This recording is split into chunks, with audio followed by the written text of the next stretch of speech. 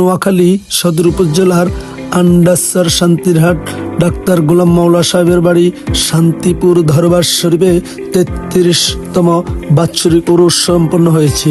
সুফি doctor Parvez Chishti সাহেবের সার্বিক তত্ত্বাবধানে জিকির, মিলাদ, ক্যাম্প, সামাকাওয়ালি ও তবরক বিতরণ কর্মসূচি পালন হয়েছে। বাৎসরিক উরুসে দিল্লি নিজামুদ্দিনের মাজার থেকে ইসলামগঞ্জ চিশতি মঞ্জিলের মুর্শেদ আলম চিশতি, সাংবাদিক রাশেদ বিল্লাহ, আজিম চিশতি, জসিম ভাই, শাওন চিশতি, বরিশালের সুফি মুর্শিদ তালুকদার সহ অসংখ্য বক্তজারিঙ্গন উপস্থিত হয়েছেন। বাৎসরিক ওরসে মুন্তাজিমের দায়িত্ব পালন করেন সুফি চিকিৎসক ডাক্তার ফুরকান হোসেন ও ডাক্তার পারভেজ হোসেন চিশতি।